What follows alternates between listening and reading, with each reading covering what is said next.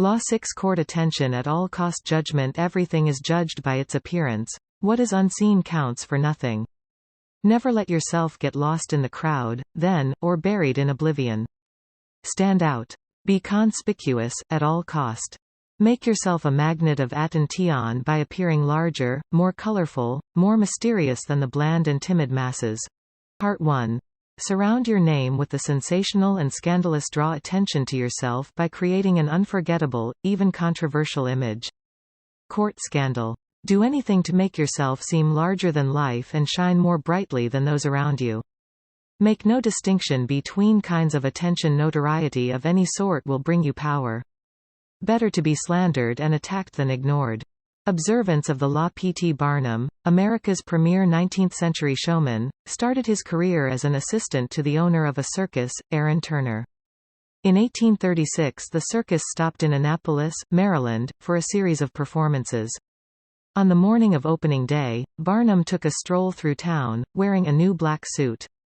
People started to follow him. Someone in the gathering crowd shouted out that he was the Reverend Ephraim K. Avery, infamous as a man acquitted of the charge of murder but still believed guilty by most Americans. The angry mob tore off Barnum's suit and was ready to lynch him.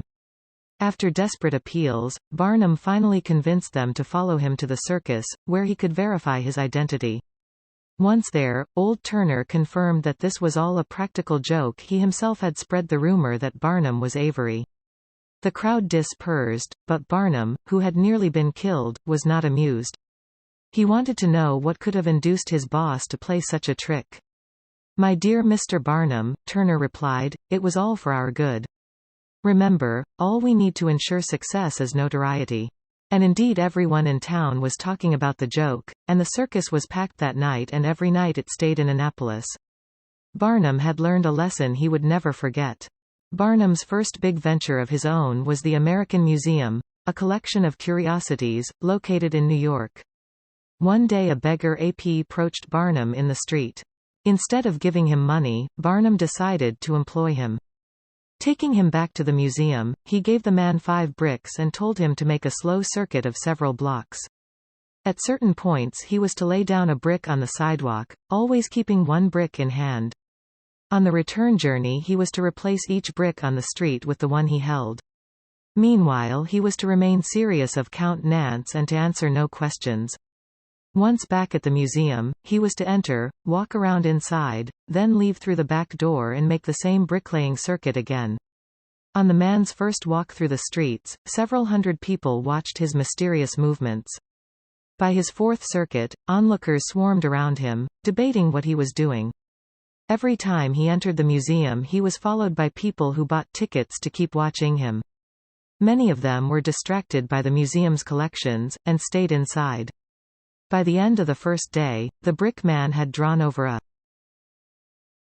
1,000 people into the museum. A few days later the police ordered him to cease and desist from his walks. The crowds were blocking traffic. The bricklaying stopped, but thousands of New Yorkers had entered the museum, and many of those had become P. T. Barnum converts. Barnum would put a band of musicians on a balcony overlooking the street, beneath a huge banner proclaiming free music for the millions. What generosity, New Yorkers thought, and they flocked to hear the free concerts. But Barnum took pains to hire the worst musicians he could find, and soon after the band struck up, people would hurry to buy tickets to the museum, where they would be out of earshot of the band's noise, and of the booing of the crowd.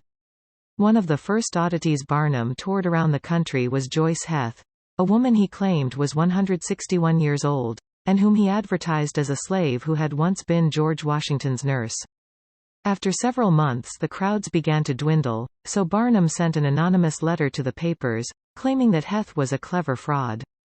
Joyce Heth, he wrote, is not a human being but an automaton, made up of whalebone, India rubber, and numberless springs. Those who had not bothered to see her before were immediately curious, and those who had already seen her paid to see her again, to find out whether the rumor that she was a robot was true. In 1842, Barnum purchased the carcass of what was purported to be a mermaid. This creature resembled a monkey with the body of a fish, but the head and body were perfectly joined. It was truly a wonder. After some research, Barnum discovered that the creature had been expertly put together in Japan, where the hoax had caused quite a stir. He nevertheless planted articles in newspapers around the country claiming the capture of a mermaid in the Fiji Islands. He also sent the Pa Pers woodcut prints of paintings showing mermaids. By the time he showed the specimen in his museum, a national debate had been sparked over the existence of these mythical creatures. A few months before Barnum's campaign, no one had cared or even known about mermaids. Now everyone was talking about them as if they were real. Crowds flocked in record numbers to see the Fiji mermaid, and to hear debates on the subject. A few years later, Barnum toured Europe with General Tom Thumb, a 5-year-old dwarf from Connecticut whom Barnum claimed was an 11-year-old English boy, and whom he had trained to do many remarkable acts. During this tour, Barnum's name attracted such attention that Queen Victoria, that paragon of sobriety, requested a private audience with him and his talented dwarf at Buckingham Palace. The English press may have ridiculed Barnum, but Victoria was royally entertained by him, and respected him ever after. Interpretation: Barnum understood the fundamental truth about attracting attention. Once people's eyes are on you, you have a special legitimacy. For Barnum, creating interest meant creating a crowd. As he later wrote, every crowd has a silver lining. And crowds tend to act in conjunction. If one person stops to see your beggarman laying bricks in the street, more will do the same. They will gather like dust bunnies. Then, given a gentle push, they will enter your museum or watch your show. To create a crowd, you have to do something different and odd. Any kind of curiosity will serve the pure pose, for crowds are magnetically attracted by the unusual and inexplicable. And once you have their attention, never let it go. If it veers toward other people, it does so at your expense. Barnum would ruthlessly suck at attention from his competitors, knowing what a valuable commodity it is. At the beginning of your rise to the top, then, spend all your energy on attracting attention. Most important, the quality of the attention is irrelevant. No matter how badly his shows were reviewed, or how slanderously personal were the attacks on his hoaxes, Barnum would never complain. If a newspaper critic reviled him particularly badly, in fact, he made sure to invite the man to an opening and to give him the best seat in the house. He would even write anonymous attacks on his own work, just to keep his name in the papers. From Barnum's vantage, attention, whether negative or positive, was the main ingredient of his success. The worst fate in the world for a man who yearns fame, glory, and, of course, power is to be ignored. If the courtier happens to engage in arms in some public spectacle such as jousting, he will ensure that the horse he has is beautifully caparisoned, that he himself is suitably attired, with appropriate mottos and ingenious devices to attract the eyes of the onlookers in his direction as surely as the lodestone attracts iron. Baldassare Castiglione, 1478-1529, keys to power burning more brightly than those around you is a skill that no one is born with. You have to learn to attract attention, as surely as the lodestone attracts iron. At the start of your career, you must attach your name and reputation to a quality, an image, that sets you apart from other people. This image can be something like a characteristic style of dress, or a personality quirk that amuses people and gets talked about. Once the image is established, you have an appearance, a place in the sky for your star. It is a common mistake to imagine that this peculiar appearance of yours should not be controversial, that to be attacked is somehow bad. Nothing could be further from the truth. To avoid being a flash in the pan, and having your notoriety eclipsed by another, you must not discriminate between different types of attention. In the end, every kind will work in your favor. Barnum, we have seen, welcomed personal attacks and felt no need to defend himself. He deliberately courted the image of being a humbug. The court of Louis XIV contained many talented writers, artists, great beauties, and men and women of impeccable virtue, but no one was more talked about than the singular Duc de Lauzun. The Duke was short, almost dwarfish, and he was prone to the most insolent kinds of behavior. He slept with the king's mistress, and openly insulted not only other courtiers but the king himself. Louis, however, was so beguiled by the Duke's eccentricities that he could not bear his absences from the court. It was simple. the strangeness of the Duke's character attracted attention. Once people were enthralled by him, they wanted him around at any cost. Society craves larger-than-life figures, people who stand above the general mediocrity.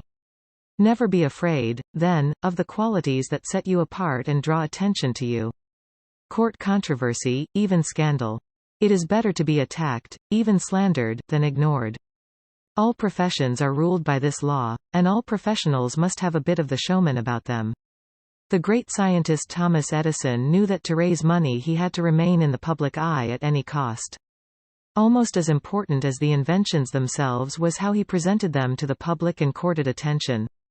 Edison would design visually dazzling experiments to display his discoveries with electricity.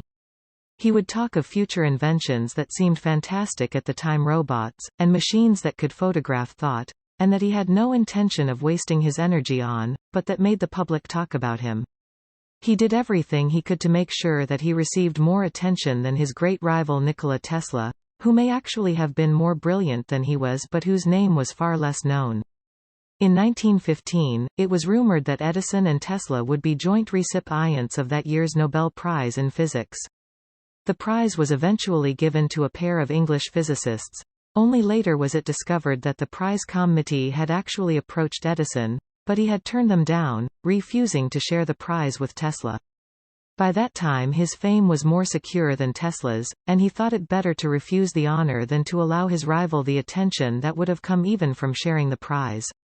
If you find yourself in a lowly position that offers little opportunity for you to draw attention, an effective trick is to attack the most visible, most famous, most powerful person you can find. When Pietro Aretino, a young Roman servant boy of the early 16th century, wanted to get attention as a writer of verses, he decided to publish a series of satirical poems ridiculing the Pope and his affection for a pet elephant. The attack put Aretino in the public eye immediately. A slanderous attack on a person in a position of power would have a similar effect. Remember, however, to use such tactics sparingly after you have the public's attention, when the act can wear thin. Once in the limelight you must constantly renew it by adapting and varying your method of courting attention. If you don't, the public will grow tired, will take you for granted, and will move on to a newer star. The game requires constant vigilance and creativity. Pablo Picasso never allowed himself to fade into the background, if his name became too attached to a particular style, he would deliberately upset the public with a new series of paintings that went against all expectations. Better to create something ugly and disturbing, he believed, than to let viewers grow too familiar with his work. Understand. People feel superior to the person whose actions they can predict. If you show them who is in control by playing against their expectations, you both gain their respect and tighten your hold on their fleeting attention. Image. The limelight. The actor who steps into this brilliant light attains a heightened presence. All eyes are on him. There is room for only one actor at a time in the limelight's narrow beam. Do whatever it takes to make yourself its focus. Make your gestures so large, amazing, and scandalous that the light stays on you while the other actors are left in the shadows. Authority. Be ostentatious and be seen. What is not seen is as though it did not exist. It was light that first caused all creation to shine forth. Display fills up many blanks, covers up deficiencies, and gives everything a second life, especially when it is backed by genuine merit. Baltasar Gracian, 1601. Part 2. Create an air of mystery in a world growing increasingly banal and familiar. What seems enigmatic instantly draws attention. Never make it too clear what you are doing or about to do. Do not show all your cards. An air of mystery heightens your presence. It also creates anticipation. Everyone will be watching you to see what happens next. Use mystery to beguile, seduce, even frighten. Observance of the law. Beginning in 1905, rumors started to spread throughout Paris of a young Oriental girl who danced in a private home, wrapped in veils that she grad discarded. A local journalist who had seen her dancing reported that, a woman from the Far East had come to Europe laden with perfume and jewels, to introduce some of the richness of the Oriental color and life into the satiated society of European cities. Soon everyone knew the dancer's name, Mata Hari. Early that year, in the winter, small and select audiences would gather in a salon filled with Indian statues and other relics while an orchestra played music inspired by Hindu and Javanese melodies. After keeping the audience waiting and wondering, Mata Hari would suddenly appear, in a startling costume. A white cotton brassiere covered with Indian-type jewels. Jeweled bands at the waist supporting a sarong that revealed as much as it concealed. Bracelets up the arms. Then Mata Hari would dance, in a style no one in France had seen before, her whole body swaying as if she were in a trance. She told her excited and curious audience that her dances told stories from Indian mythology and Javanese folktales. Soon the cream of Paris, and ambassadors from far-off lands, were competing for invitations to the salon, where it was rumored that Mata Hari was actually performing sacred dances in the nude. The public wanted to know more about her. She told journalists that she was actually Dutch in origin, but had grown up on the island of Java. She would also talk about time spent in India, how she had learned sacred Hindu dances there, and how Indian women can shoot straight, ride horseback, and are capable of doing logarithms and talk philosophy. By the summer of 1905, although few Parisians had actually seen Mata Hari dance, her name was on everyone's lips. As Mata Hari gave more interviews, the story of her origins kept changing. She had grown up in India, her grandmother was the daughter of a Javanese princess, she had lived on the island of Sumatra where she had spent her time, horseback riding, gun in hand, and risking her life. No one knew anything certain about her, but journalists did not mind these changes in her biography. They compared her to an Indian goddess, a creature from the pages of Baudelaire, whatever their imagination wanted to see in this mysterious woman from the East. In August of 1905, Mata Hari performed for the first time in public. Crowds thronging to see her on opening night caused a riot. She had now become a cult figure, spawning many imitations. One reviewer wrote, "Mata Hari personifies all the poetry of India, its mysticism, its voluptuousness, its hypnotizing charm." Another noted, "If India possesses such unexpected treasures, then all Frenchmen will emigrate to the shores of the Ganges." Soon the fame of Mata Hari and her sacred Indian dances spread beyond Paris. She was invited to Berlin, Vienna, Milan. Over the next few years she performed throughout Europe, mixed with the highest social cliques, and earned an income that gave her an independence rarely enjoyed by a woman of the period. Then, near the end of World War I, she was arrested in France, tried, convicted, and finally executed as a German spy. Only during the trial did the truth come out. Mata Hari was not from Java or India, had not grown up in the Orient, did not have a drop of Eastern blood in her body. Her real name was Margaretha Zell, and she came from the stolid northern province of Friesland, Holland. Interpretation: when Margaretha Zell arrived in Paris, in 1904, she had half a franc in her pocket. She was one of the thousands of beautiful young girls who flocked to Paris every year, taking work as artists' models, nightclub dancers, or vaudeville performers at the Folies Bergère. After a few years they would inevitably be replaced by younger girls, and would often end up on the streets, turning to prostitution, or else returning to the town they came from, older and chastened. Zell had higher ambitions. She had no dance experience and had never performed in the theatre, but as a young girl she had traveled with her family and had witnessed local dances in Java and Sumatra.